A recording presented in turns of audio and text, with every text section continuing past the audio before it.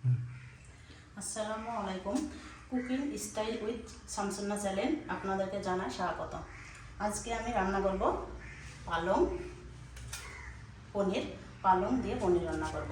আপনারা অনেকেই অনেকভাবে রান্না করে খেয়েছেন পালং পনির। আমি কীভাবে রান্না করি ভিডিওটা না টেনে সম্পূর্ণ দেখুন। আমি পালংটাকে বেছে নেব, ভালোভাবে বেছে নিয়েছি। পরিষ্কার করে পানি দিয়ে ধুয়ে নেব।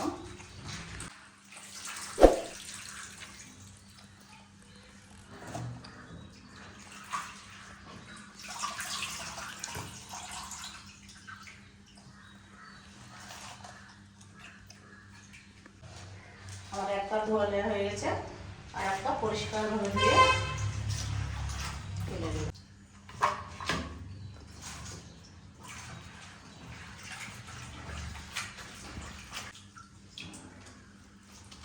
পরিষ্কার করে ধোয়া নেওয়া হয়ে গেছে, পানিটা ছেড়ে দেবো। এটা ভাপ দেওয়ার জন্যে ছেড়ে দেব। এতে অ্যাড করবো কাঁচামরিচ,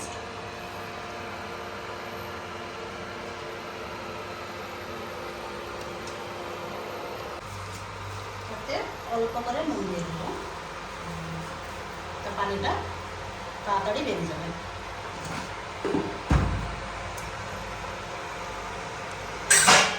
এটা আওড়ানোর জন্য ঢেকে দেবো। দেখেন এটা ভর্তি ছিল, কতখানে কমে গেছে, অল্প হয়ে গেছে। আমি ভাবছিলাম অনেক হয়ে যাবে। পালংটা ভাপ দিয়ে নেওয়া হয়ে গেছে, আমি এটা ঠান্ডা করার জন্য বন্ধ করে দেবো।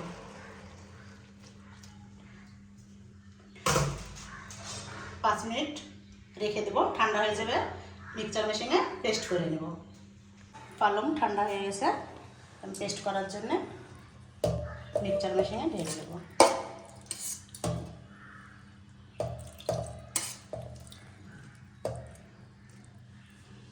পুরো পানিটা দেবো না, নরম হয়ে যাবে, ওই জন্য আমি এরকম ঢেলে দেবো। এই পানিটা পরে ইউজ করবো।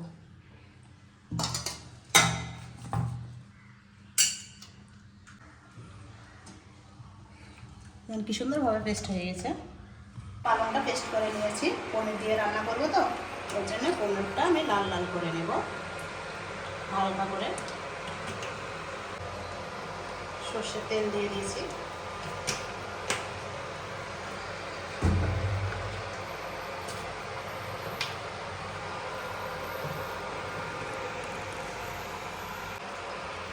তেল দিতে গেছে, এর পনিরটা আমি দিয়ে দেবো।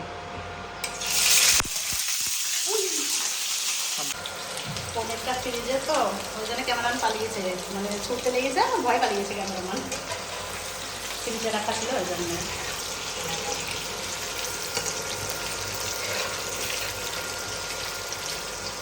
একটু ভালোভাবে লাল লাল করে নেব।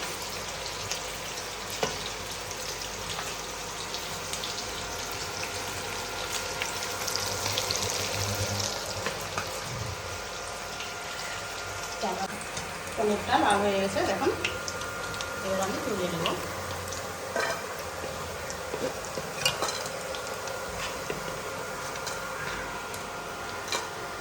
সুন্দরভাবে লাল করে ভেজে নিয়েছি।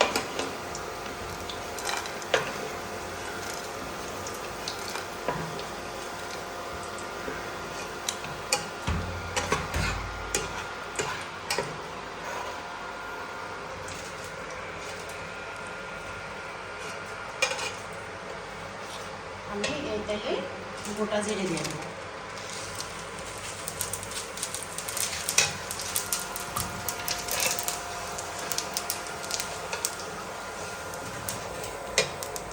পেঁয়াজ কুচি দিয়ে দেবো,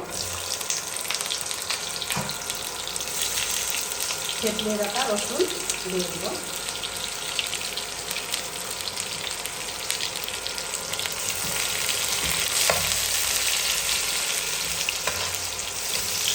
লাল লাল করে নিয়ে দেবো।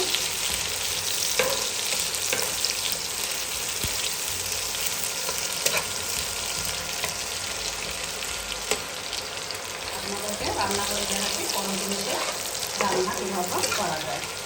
সবসময় তো সব রকম জিনিস পাওয়া যায় না, অল্প জিনিসেই রান্না করে দেখাবো আপনাদেরকে, যাতে সবারই ঘরে পাওয়া যায়, সবসময়টা জন্য পাওয়া যায় সেই সব জিনিস দিয়েই রান্না করে দেখাবো। লাল লাল হয়ে গেছে, আমি এতে দিয়ে দেবো হালকা কালার করার জন্য হলুদের গুঁড়ো, জিরের গুঁড়ো। আমি মিক্স করে রেখেছি পালংয়ের সঙ্গে, ওই জন্য নুন অ্যাড করবো না। গুঁড়ো মরিচ হালকা করে দিয়ে দিলাম, কাঁচামরিচ দিয়ে আছে ওই জন্য দিলাম না। দিয়ে দেবো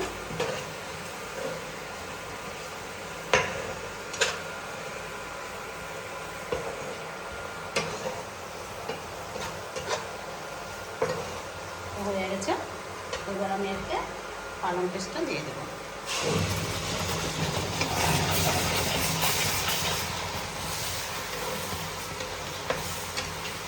আমি পানি রেখেছিলাম পালংয়ের, এটা দিয়ে দেবো।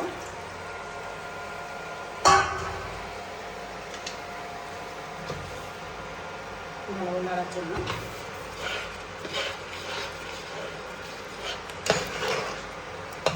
ভালোভাবে কষে নেব।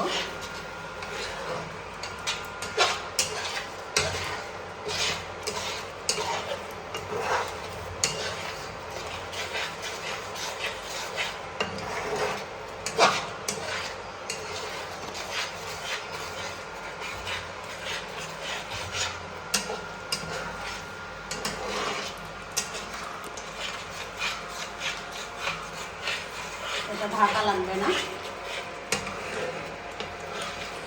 বারবার আসতে হবে, ভালো করে বসে নেব।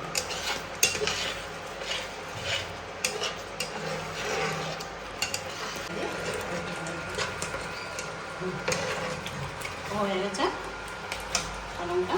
এবার আমি এতে ভাজা রাখা টমেটোটা দিয়ে দেবো।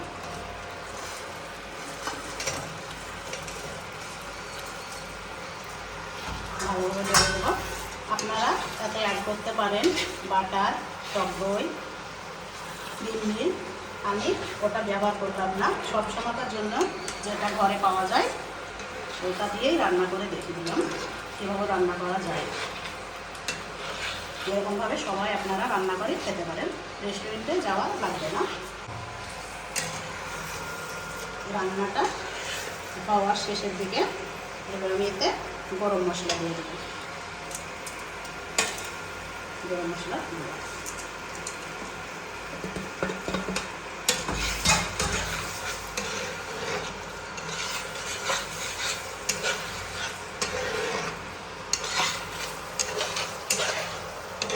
দেখেন সুন্দর তেল ছেড়ে দিয়েছে, সুন্দর করে রান্না করে নিয়েছি।